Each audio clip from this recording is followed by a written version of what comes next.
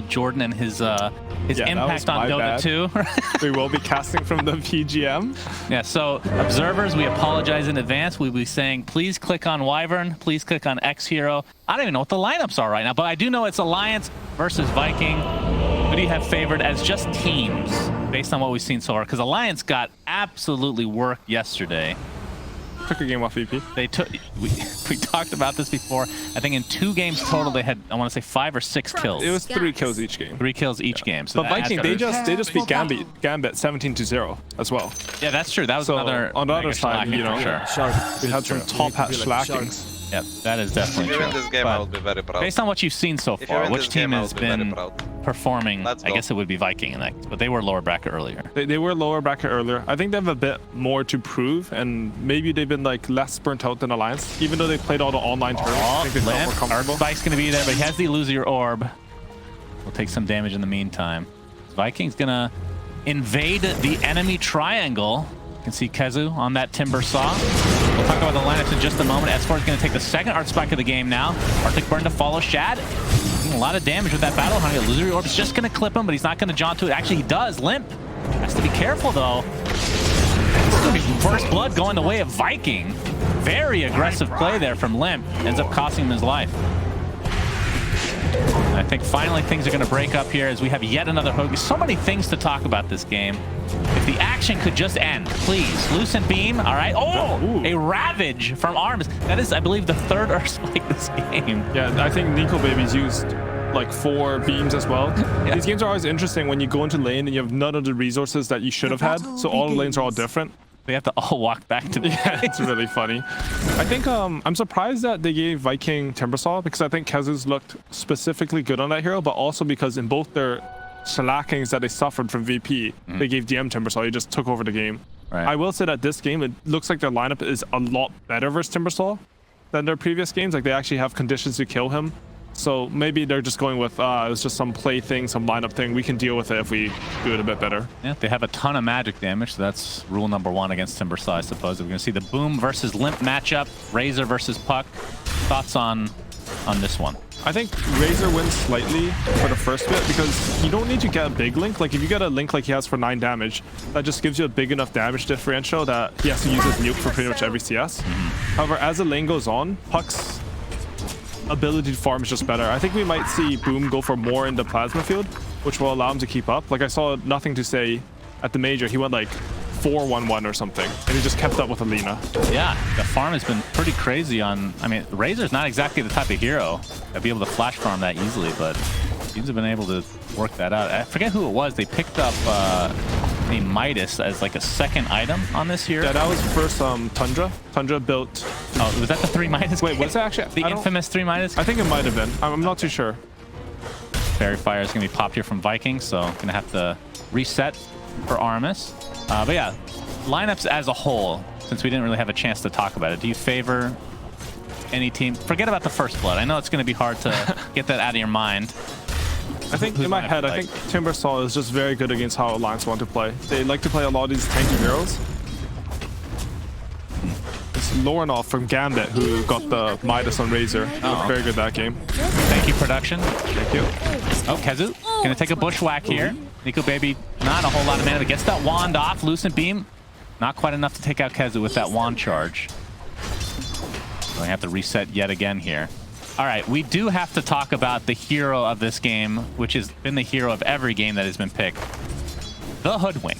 The Hoodwink. I thought you were going to say Winter Wyvern. 6 total... No, I'm going the opposite route on this one. 6 total kills in 2 games, and they're picking it again. You have to respect the... I don't know what the word is for this, but the stubbornness, I suppose. It's really feel like this is belief in your own ideas, right? Yeah. Which I think we've seen in Dota can either win you a tournament or it can make you pick Storm in the finals 5 times in a row. Yes.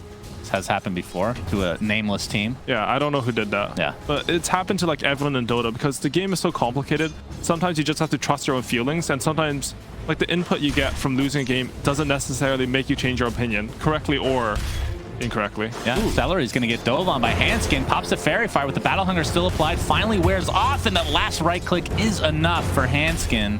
But yeah, that's actually a really interesting thing to talk about. Just the idea that just because something doesn't work, like the Hoodwink. Like, was it really Hoodwink's fault that they got destroyed in those games? Probably not. It might have contributed, but it's hard to isolate that as an idea. Exactly.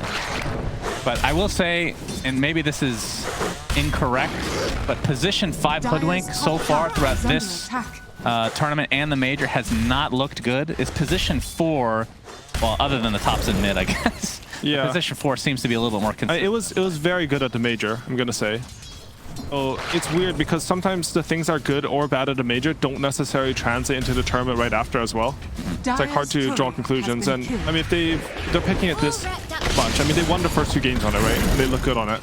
Then they got stomped the next 2. Like, it's hard to, you're 2-2 with it. It's hard to make a conclusion. Right. Sometimes it's just a feeling. Maybe FNG just really likes the hero for himself. Oh, Lucent Beam's going to cancel that Timber Chain. Kezu's in a bit of trouble here. Bushwhack is there to finish him off, so nicely done from Alliance. Yeah, I feel like this is completely different from their... Ooh, is he going to get both water runes? No, they secure with the Lion. And boom, able to get off that plasma field. This game's completely different than the games versus VP. They actually have tools to beat the Timbersaw in lane. In that series, they sort of just gave him a free lane without any real counters and just hope for the best. All right, we haven't talked about Viking too much, but Shad gets the Ursa pick, which is a hero that was extremely popular pre-major, I want to say, and then not as much during the major. Maybe fell off a bit. Still picked up every now and then. What are your thoughts on the hero right now in this meta? I think the hero is generally considered very vulnerable in lane. I think specifically, like if you play against EG or one of the like laning focused teams, you can get punished very hard on this hero. And the other thing is his scaling's weird because you're not going for Battle Fury anymore. So he can be a very good tempo hero, and it did show up at the major a few times, but it's a lot less dominant because he just received so many nerfs. Like I think in particular, his Earthshock nerf made his shard worse, which makes him like less of a late game threat. Still top 5 though. Yeah, okay. not still top. We'll make a list after this event. Well, maybe. No problem. Bushwhack's gonna miss there in this top lane. But yeah, Ursa, I don't know. It's very dependent on getting Roshan. That's always kind of been the case for him, but you're right. The Battle Fury build is kind of gone. The item is kind of dead in general, just on a couple heroes only. Yeah, you're seeing like the diffusal, like literally every game, which it's looked pretty good, but like if you fall behind, you don't really have any comeback mechanic. It just feels like if you play against a Luna and you go for Battle Fury, she's still going to out-farm you, and you have a Battle Fury. And it's like, what's the point? Yeah, that's true. Hanskin, forced to dive away. We'll be fine, though. And if you look at the early CS, S4, looking to dive potentially, has the Battle Hunger applied to Celery. I'm actually going to fort the creeps, have the Siege in the vicinity. S4 trying to take out the enemy Siege in the meantime. Looks like he'll be successful. I'm surprised Celery didn't go for the... Oh, now he takes the Cold Embrace. But usually I see that at level 2 now. It's such an effective heal. It's usually like 150 HP for 50 mana, which is ridiculous. It feels like that has been the spell of the tournament, if nothing else. It has looked quite clutch. Kezu trying to run away. Nikobaby pops the wand, gets the Lucent Beam off. Bushwhack into the tree. Not quite enough damage. He cut that with his Coiling Blade there. He was dead. Oh, okay. He manages to just hit the quick fingers on the Acorn shot, and they cut down the tree. But this Timbersaw is getting bullied. He's down 8 CS on the Luna, and it seems like they're constantly pushing him out of lane. Yeah, that's true. Luna right now, 33 and 9 CS versus... I mean, you can look on the other side for Ursa, doing a little bit better. But not a huge lead by any means. Of course, like you talked about, Luna, once you go into that jungle with the Moonglaves... Yeah, I think the big lane swing is in the middle lane, where Puck has 500 gold on the Razor, despite being close in CS. But that's an impact move. Yeah, that was really an impact move for sure. Coiling Blade it just seems like such a big counter to Hoodwink. All right, I said 500, but it's 250. What do you think? My education failed. That's fine. It's all good. It's NA math. It's all good. What are your thoughts on Bushwhack being canceled when you kill the tree? Heard variant, because Shackle Shot is not that way, so it's a little bit not consistent there. I don't think it's inherently bad. Like, you can have unique mechanics like that and balance the skill around them, and they might add some depth and flavor. I think the one that's weird is like if you get pushed by like a Drow Silence. We saw that bottom lane at the tier 1. Like some ET was diving, he got like Bushwhack plus Drow Silence, and he still killed the hero because like the push pushed him away from the stun. Right. So I think that's sort of weird. But like these things in Dota, like they can become really good for the game based on how they're balanced around. Yeah, it doesn't necessarily have to be bad. It's kind of like a case-by-case basis. Yeah, exactly. There's no like definite. As S4 getting pounded upon by Shad, he's gonna pop the enrage. This looks to be a kill going their way. The call does come off, but only gonna delay the inevitable. So Shad taking his first kill of the game. That's a huge kill. When you kill the enemy's top net worth like that, you just get a lot of gold. And even more than that, S4 has to TP back to bottom, so it's just a lot of tempo they've gained. There will be no rotations to mid off some like coil TP. Yeah, it looks like the mids are pretty even in farm as we talk about it. The coil is online now, so we'll see if there's going to be rotation from Alliance anytime soon. Kezu's also level 6, so Chakram good to go. See some stacks in the jungle here, but yeah, Alliance with the 1k net worth lead to start things out. Obviously, way better than yesterday's performance. Except the game they won. Again, well, actually they were losing. They were losing quite hard. They were down 5k very early. They came back by being better team fighters. Yeah, I think it was when VP entered their triangle, if I remember right, and they got a free Omni Slash kill, and maybe they killed the Disruptor before he ultied, and then S4 hit the 2-man RP. Looked very smooth. And anytime you have big team fight ultimate, I mean, on top of that, the Empower Juggernaut, pretty strong. Be able to at least come back and farm. As S4 has a nice juicy stack here, has his Vanguard, of course, working on the blink. Ooh, I like this. He's triple stacked at 4 to 7 minutes. Oh, wait, that's 9 minutes. I can't read. Again, NA education. But he's going to get all the items here still. Yeah. Yeah, he's looking very, very I can't strong. read and I can't see properly. It's a big issue in my life. That's okay. At least you won TI. You have that going for you, right? True. That's forever. Forever your name will be in Dota. How does that feel? This. My voice line won't be in very long, you know? Yeah. It's a very small time frame here. As you can see the call onto Shad. Nice blocks by S4. But Enrage is activated from Shad and looks like he's going to be just fine. Okay, so I like this. So I was wondering how Viking GG were going to put pressure on the map because their Timbersaw was sort of the one getting pressured. FNG is very high level. Sharpshooter's actually going to connect onto Kezu. We have a coil onto 2 now. Can he get out? Nice Earth Spike, but here comes Nikobaby with that Lucent Beam. Kezu takes a tumble. Armis is next, so Alliance doing a great job of defending that tier 1. That's the first coil we see. Amazing rotation, to be honest. Really good TP. FNG already level 6 before 10 minutes. I think a lot of it was how they played the lane. They sort of stood beside each other and just punched Timbersaw. It resulted in Luna being a little bit lower level, but it results in like much better plays here. And Celery trying to delay this push onto the tier 1. Here comes Handskin. Nicely done for him to push them out, but we have a rotation from Boom. Has the double damage applied. Static Link. Gonna go for S4 instead. A double TP. Will it be successful? Yes! Out they go. Alliance getting away with murder there. That's a big not dying for the axe there because he's quite close to his Blink Dagger. See FNG pop that scurry inside the trees. Acorn shot into the Lucent Beam. Bushwhack not going to be there though. Oh, all right. Sharpshooter has to be one of those most, it feels very good to use. Sometimes it doesn't have the biggest impact, just like the feel of the skill, you know? There's some skills in Dota that just feel very satisfying. Like even like AM's Mana Break. Oh yeah. Like it just sounds nice. I mean, I think everybody's favorite is Culling Blade. Oh yeah, that's got to be #1. That's up there. Double Edge is up there. No, that's just you. You just like Centaur. It feels good to have pain inflicted on yourself and others at the same time. That is the goal of Dota. So yeah, it's Dota in a nutshell, literally. So Vikings lineup, like I like them rotating the supports to top. It ends up with them dying, but their lineup is just, it feels awkward to make moves in, right? Like you have Ursa, Timbersaw, Razor. None of them really have stuns. So I don't know how their plan is setting up. I mean, it's like this. If someone walks into them as they're all set up in the trees. Yeah, that's exactly what's happening here. Chakram into the right clicks from Ursa. S4 looks to be mega dead. So Viking finally getting some sort of a value kill, if you want to call it that. Still 2k net worth lead here for Alliance. I really like this about Viking. Like just their team play in general. I feel like their fundamentals in Dota are very good. I saw their game versus Nigma where they had a Storm mid and they're losing middle. And then they have some hero top. They're losing that lane, but they moved the Storm to the other lane so that instead of losing 2 lanes, 1 second. Yeah. We're gonna see the Finger of Death with Shad making his rotation top, so basically gets him well, I don't know if he got that first kill, but he gets involved in 2 kills at the very least. The EXP, he's top net worth now, right? I mean, it's just Viking, I don't feel like they're ever satisfied with the losing map state, which is what I like in Dota. Like if something's going wrong, you should do something to change the status quo. But who's happy with a losing state exactly? I think there are a lot of teams that have different game games. I don't wanna. I mean, look, like in the group stage at the major, I think TNC game 1 versus EG, they were very satisfied with just losing that game. But like you saw in game 2, like they brought it back. They're very satisfied. No, it didn't look like that. Like no, they, I know they what didn't you make mean. lose. It's just the wording is. Yeah, clear. maybe it's not the right word. But like game 2, like they completely switched it because they're like probably yelled at each other, and then in game 2, like they made really good moves. I mean, EG still ended up winning game 2, but that was like they played better than EG. I understand what you mean. S4 showing off the blink daggers. We'll see though. We'll see. All right, sharpshooter. Oh my. Okay. That was really close. That was faster than I thought. He almost lived. He almost got in range off. That sharpshooter, like this hoodwink, does a lot of damage. Yeah. I can see like why Alliance like the hero. If the map is split a bit. I'm gonna see the coil finally expend. It's only gonna be on the Leon though. That is a kill going the way of Alliance's way, or kill going Alliance's way again. So a lot of damage for Hoodwink so far this game. 6.3k as a position 5 at 13 minutes.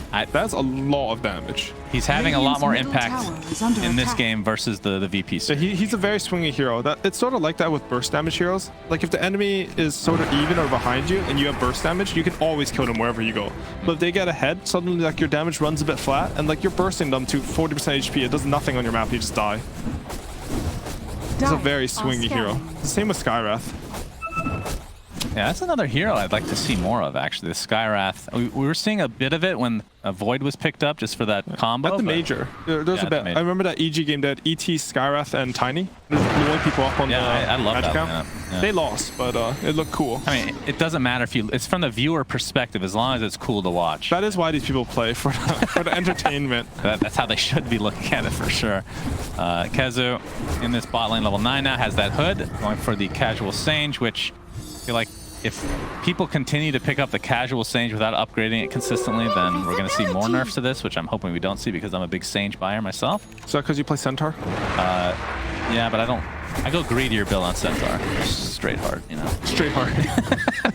I also like that build, so I can't comment on it because I know it's wrong, but it's very fun. Yeah.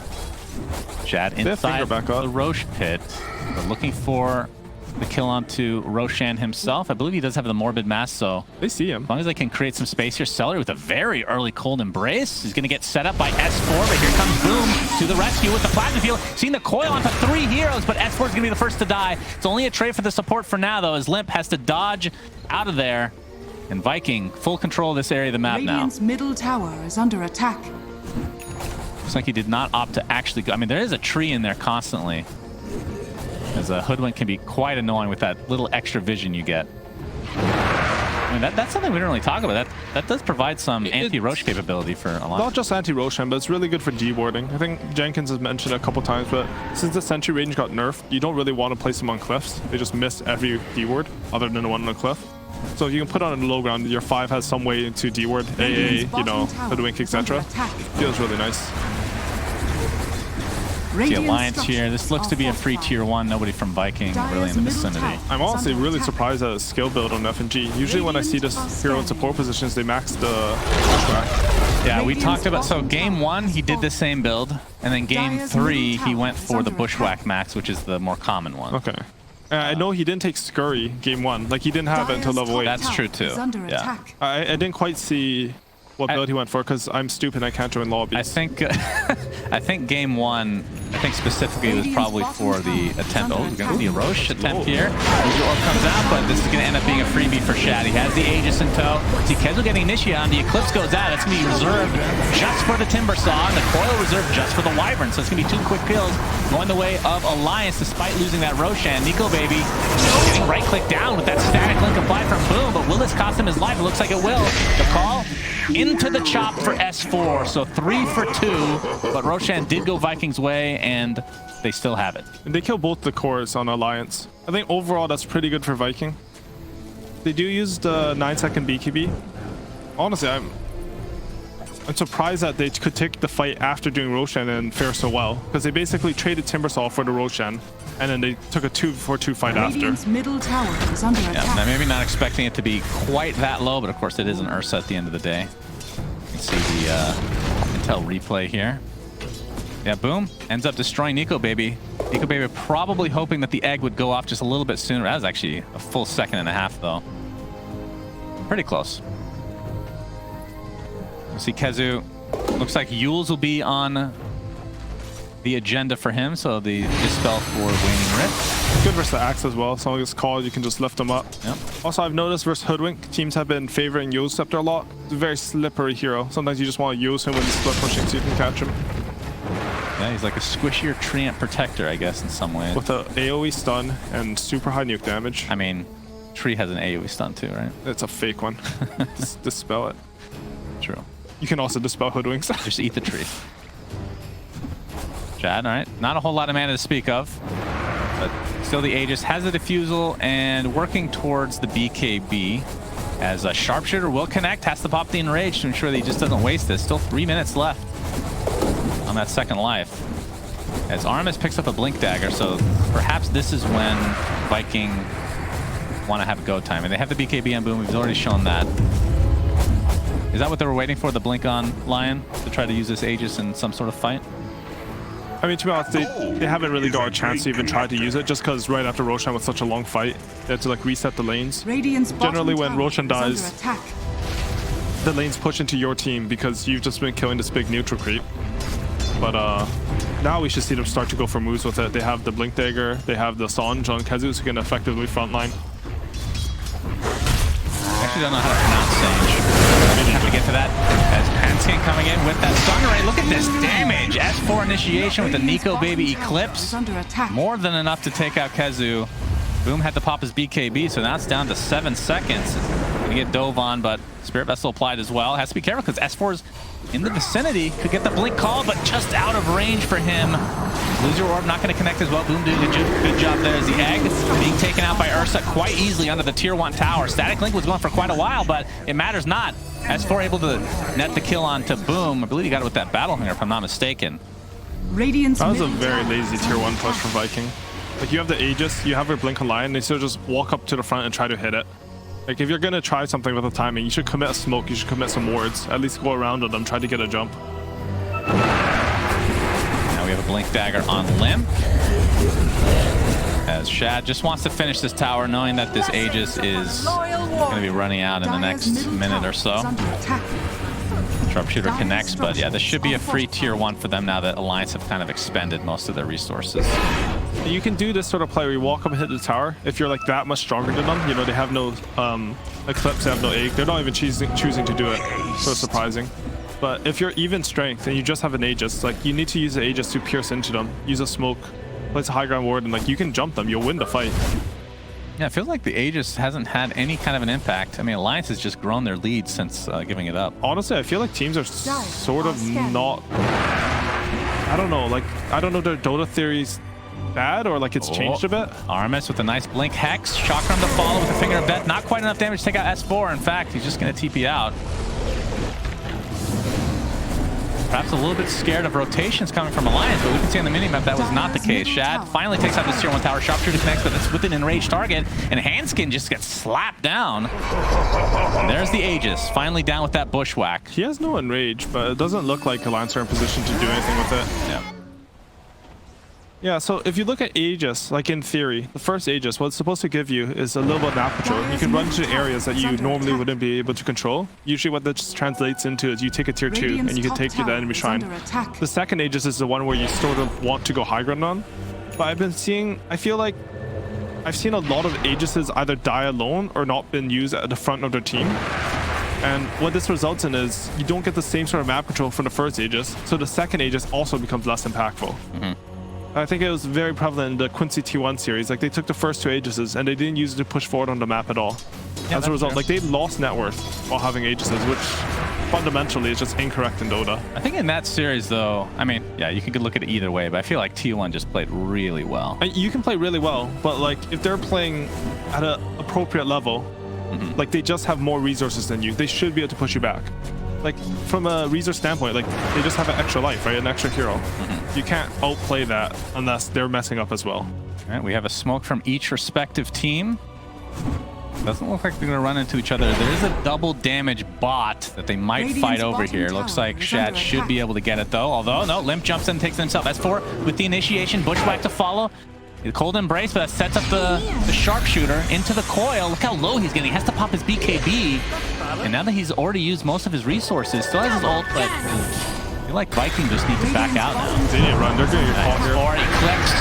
Nicely done. Kezu taking so much damage, but Timber chains away. You see in the back line, though, the Wyvern Celery getting bursted as well, but still no deaths in this engagement. And here come the heals. Yep, Holy Locket and the Talent. All right, so good game.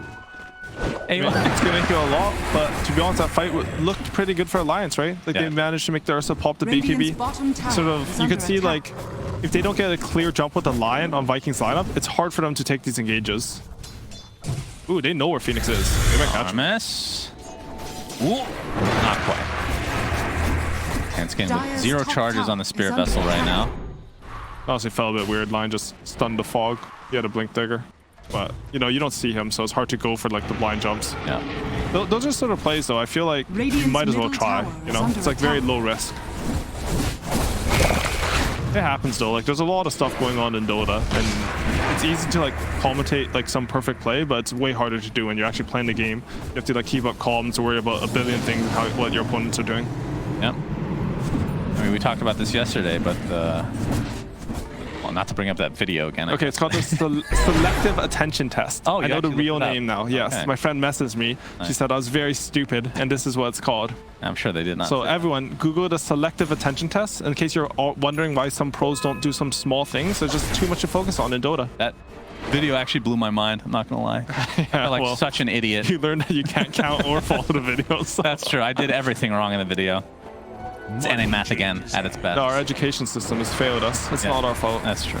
So they have the blink on Ursa, so they finally have a core that can sort of engage. I think that's very important for them, because if you're the sole initiator on some line, it doesn't feel comfortable going in. No one will ever give you like vision and space. Yeah, it's going to be a very, very late Roche. Close to max time here, as Shad, like you said, with the blink dagger, so has the slow with the diffusal, can set up on somebody.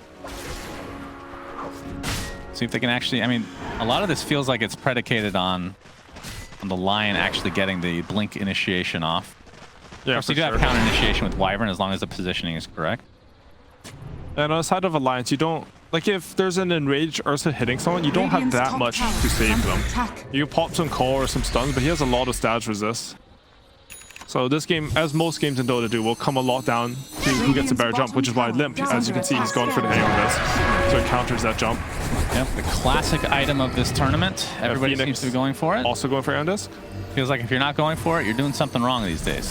It felt that a bit. Oh, they're actually going to catch Limp, but there's the Eon Disc like you talked about. Gets the coil off. Will he get bursted down in turn, though? Going to get healed in the meantime. Damage to Kezu as well. They might be able to turn this around. The coil with the BKB on Nikobaby. Able to take out one. Kezu getting healed for now. Now the egg placed in really good spot. Won't be able to kill that for sure. Kezu takes the tumble to buyback on the Aramis. Will he be able to get back here in time, though? Shad just getting pressured out. Already used his enrage. Moonglave's trying to catch up. Triple kill on Nikobaby now, going absolute ham right now. And Alliance looking very strong in this fight. Multiple buybacks for Viking, and they lost this fight pretty handily. Just really well played by Limp there. He knew exactly his limits. He just pushed them, gets to bait a fight with Andis, and I mean, that's how it feels as Lion, right? If you jump in, your target doesn't die, you're dead. Like, they will just kill you. And this is the Eon Disc. Of course, I think he had just bought it, right? So they didn't even know he. Yeah, I don't think they managed to click him there. So the counter plays were pretty hard to Radiant's middle tower at least coordinate on a competitive level. I gotta say, I'm impressed by how much better Alliance is dealing with Timbersaw just over the course of one day. That's a weird thing with like metas and heroes with pro teams, is that they'll learn how to counter a hero very fast, or at least they'll come up with an idea, right? Right. Sometimes like we saw them give VP the Timbersaw twice. And maybe it seems silly to give it to him in game 3, but maybe throw that, you know, they had an idea of how to beat it on the game 3. It didn't work, but this time it's working a lot better. Shad hoping that the Roche was spawned, but we can see that it won't be for another few seconds. Very close, though. I feel like Viking are feeling very pressured right now. They're constantly going for these aggressive plays, and they're losing. It's because they're losing net worth on the map, just versus Puck Luna cores. At least they're recognizing it, though, right? Yeah, I do like that. Like, they're not happy. If someone's farming more than you, then let's do something to change it. Yep, Shad in the pit. Alliance knows that this is happening. S4 actually jumps and gets bashed by Roach. This actually might cost him his life. Indeed it does. No buyback. My goodness, 50 seconds on the deck. Sharpshooter does technically connect here, but no follow-up for Alliance. Radiant's middle tower is under attack. Wow, Viking are really good with 6 man. And this is the second Roche. We've talked about it so many times. Aegis Cheese Shard, which will go on Ursa. 5 shard. It should, I think. I think shards generally, you should give it to one of your higher net worth cores. It just sort of amplifies it. Boom, that bash from Roche. Big time play right there. Good on Armis to like react to it too, right? Like chaining the stun. Yeah, he actually stutter stepped for a second. Like, oh, thanks, Roche. Jazz looking for connection here. We can see this Bushwhack actually does connect. Armis is already dead. Now the Eclipse is there. Don't think that Viking want to go high ground now. Because that's technically a dieback on the Lion. As Kezu just getting pressured. But there's the heal. Back to full HP we go. Definitely normal occurrence here. Nothing more. They want to bring him on their team. Looks like Alliance trying to convert. You know, maybe they should give the shard to the Winter Arvin. That's true, actually. -5 seconds on the heal. It's a 1200 range Splinter Blast. I don't think people... I didn't know that, so I'm assuming... Well, people probably know, but I didn't know it. It's 1200 range. It's not a normal. I didn't know it was 1200 range. That's true. Yeah, the cooldown. I mean, that... It's a good shard. Yeah. It might be better than Ursa's. It might be top 4. Okay, but that's because Wyvern is imbalanced right now. Okay. I mean, your tier list sucks. The criteria is bad. Well, first and foremost, you, me, and Jenkins are making the tier list. Yes, we are. You've already, We're gonna have in blood. some fisticuffs. Yes. So I already made a blood pact with the Arkosh gaming people. That's not true. I heard that was just a rumor. Yeah, it's a rumor. They're not a cult. It's a different AUI. AUI 3000. All right, quickening charm on Razor. We can see here. So. Yeah, Boom with the Lotus Orb as the Sange. The Boom with the Lotus Orb? Radiant's top tower is under sorry, attack. I'm clicking on the wrong. It's really hard when you don't have the control. That's because we don't know how to read, so we can't join the lobby. It's difficult. We apologize. It is our fault. Sorry, all viewers. Sorry for the subpar casting, guys. It's just because we're not in the lobby, right? Yeah, that's why. And we can see, yeah, it's interesting because just by killing Lion there, because of that dieback, that gives up the potential Viking second rush when they had the S4 down, right? So they had the 5v4 No, he's advantage. very important for the fight, and you can see he's going for his own A on this because every time he jumps, like, he instantly gets focused. By Roshan. Yeah, by Roshan. They don't mind blowing a coil, eclipse, whatever it takes. You kill this Lion, the fight's gonna be super easy. Are scanning. Yep, S4 has vision here. Plasma field comes out, but they'll blink out in time. That's a Razor ulti though. Underrated spell for the fights. Yeah, true. Nikobaby basically front lining right now. Bushwhack does connect with the Wild Wing ripping right into Boom. Half HP. Sharpshooter's going to be missed because of the BKB pop. Into the low sword for Boom, but he's just getting pressured now. S4 jumps in with the Berserker's Call, but there's the heal and the curse from Wyvern. Will it be enough to save Boom? Doesn't look like it. Gets chopped down into the earth. Coil onto Wyvern. No more heals for you. Alliance is sick and tired of this hero.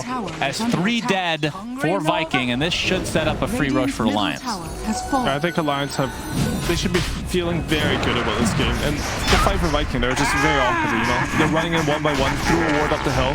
They sort of spread into single file, and you can cast your spells very easily like that because you have the concave on them.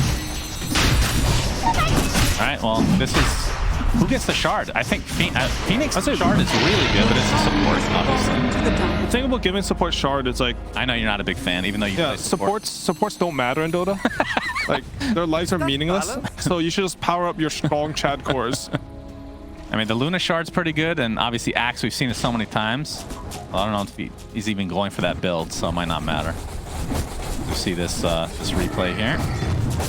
Yeah, quick 1 for 3 turnaround here. Wait, so who took the shard? Okay, so S4 is going for the regular blade mail build. So Luna takes it? Yeah, so you get the Lucent Beam being able to be cast on the ground. You get the little Moonglaive action. It's very good. Pretty good. Pretty good. It is very good. Not top 5, but pretty It might be top 5. No.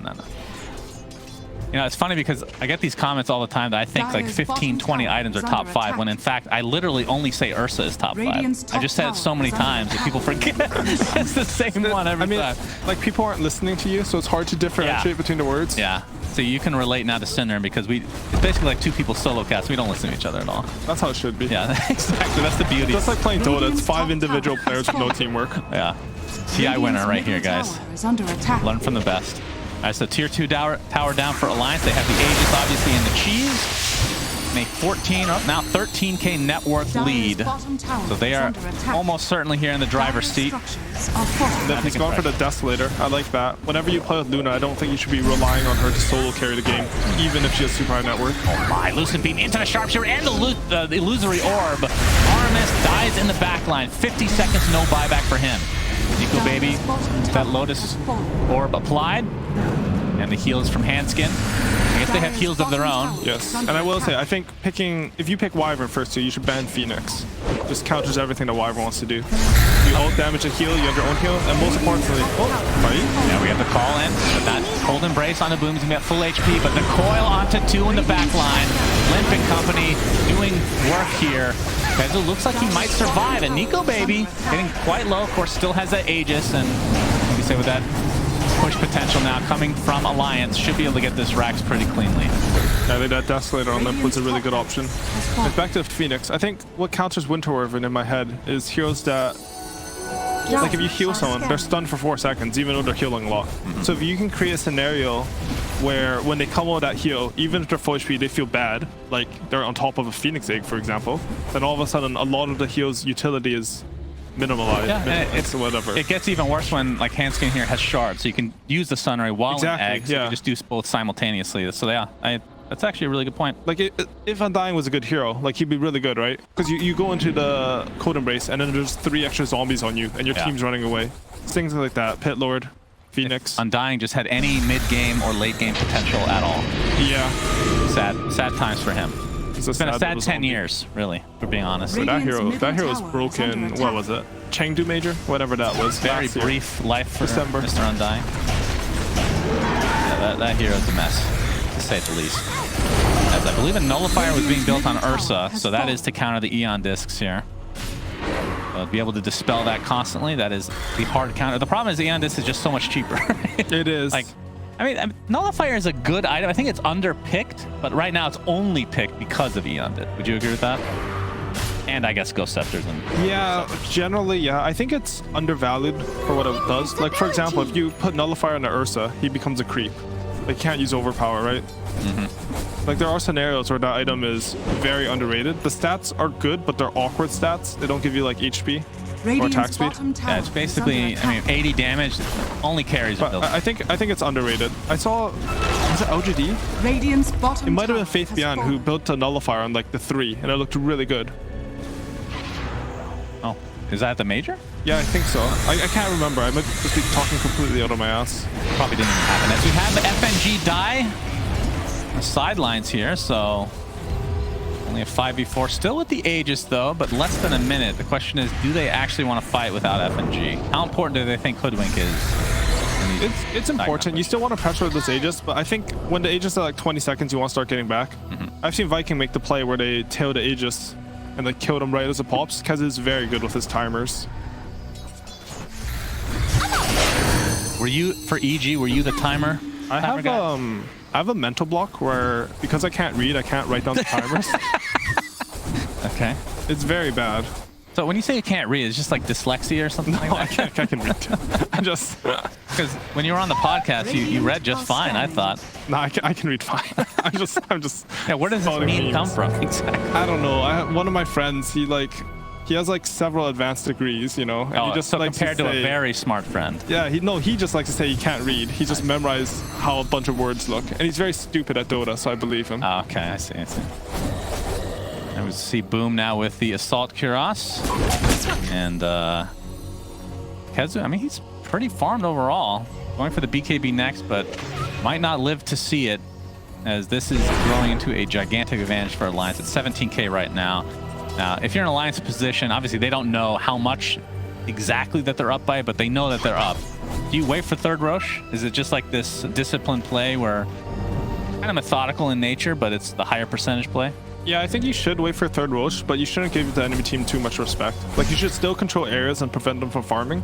The worst thing they can do is like let Viking get a map state where before Roshan spawns, he can like force a bad TP and then take a 5v4. Like, that's what you want to avoid when you're ahead.